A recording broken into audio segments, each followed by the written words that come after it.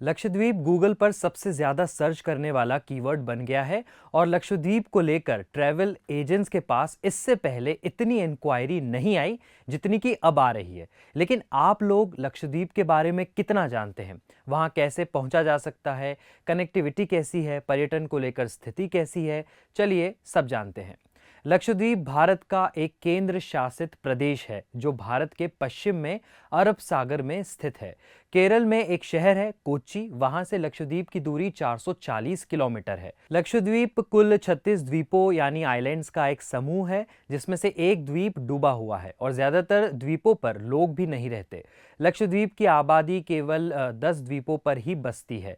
ये है कवराट्टी द्वीप जो लक्षद्वीप की राजधानी है, फिर अगाट्टी है, अमिनी है, कदमत है, किलातन है, चेतलाट, बिट्रा, आंदोह, कल्पनी और मिनिकॉय, ये सारे द्वीपों के नाम हैं। साल 2011 की जनगणना के मुताबिक लक्षद्वीप में 96% मुस्लिम आबादी है और यहाँ की कुल आबादी 64,000 है। लक्षद्वीप का क्षेत्रफल करीब 32 वर्ग किलोमीटर है जो मालदीव से काफ़ी ज़्यादा कम है। लक्षद्वीप के ज़्यादातर लोग मलयालम भाषा बोलते हैं, कुछ लोग महे और कुछ दिवेही भाषा भी बोलते हैं जो मालदीव में भी बोली जाती है। यहाँ के लोग मछली पकड़ने का काम, नारियल की खेती और पर्यटन पर निर्भर है। हाल फिलहाल में ही लक्षद्वीप के पर्यटन में थोड़ी तेजी आई है। कुछ मीडिया रिपोर्ट्स बताती हैं कि पिछले साल लक्षद्वीप पहुंचने वाले पर्यटकों की संख्या 25,000 रही।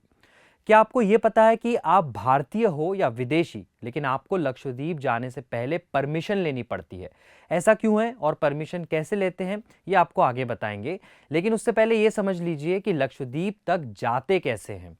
भारत के किसी भी कोने से लक्षद्वीप आप डायरेक्ट नहीं पहुंच सकते। लक्षद्वीप पहुंचने से पहले आपको केरल के कोच्चि पहुंचना होगा। कोच्चि ही लक्षद्वीप तक पहुंचने का एकमात्र जरिया है।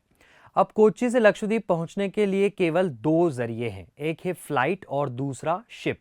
फ्लाइट की बात करें तो भारतीय एयरलाइन की केवल एक ही फ्लाइट है जो कोच्चि से अगाट्टी और बंगाराम द्वीपों तक पहुंचती है। इस फ्लाइट के जरिए 90 मिनटों में पहुंचा जा सकता है। इसमें 10 से 11,000 तक का खर्च आता है। ध्यान रहे कि लक्षद्वीप के लिए चूंकि एक ही फ्लाइट है इसलिए इसमें बुकिंग को लेकर दिक्कत रहती है, यानी लंबी वेटिंग लिस्ट। इसके अलावा 6 से 7 शिप्स हैं जो कोच्चि से लक्षद्वीप के अलग अलग द्वीपों तक पहुंचती है। ये 14 से 18 घंटे का समय लेती है। अब जानिए कि लक्षद्वीप जाने के लिए परमिट क्यों लेना पड़ता है।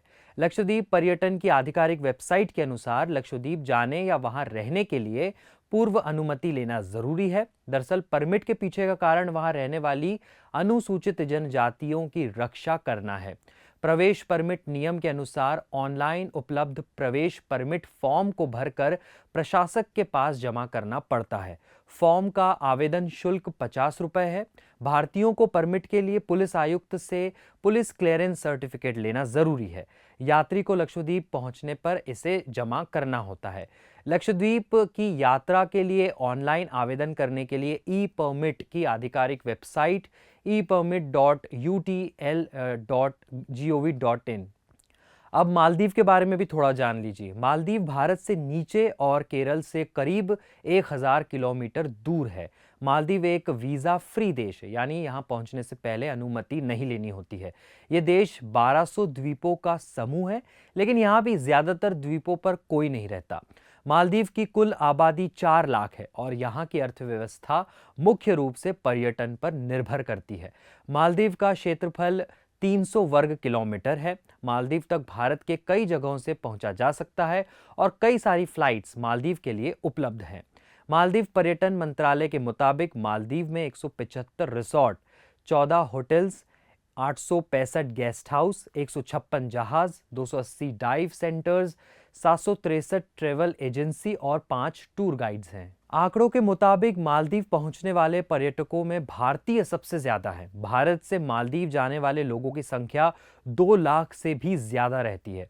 फिर रूस, चीन, यूके, जर्मनी और इटली से मालदीव पहुंचने वालों की संख्या भी लाखों में है, यानी कई देशों से लाखों पर्यटक मालदीव पहुंचते हैं।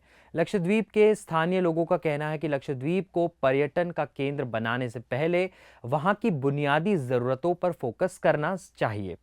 इसी पर एक डिटेल रिपोर्ट हमने की है जो आप क्विंट हिंदी की वेबसाइट पर पढ़ सकते हैं।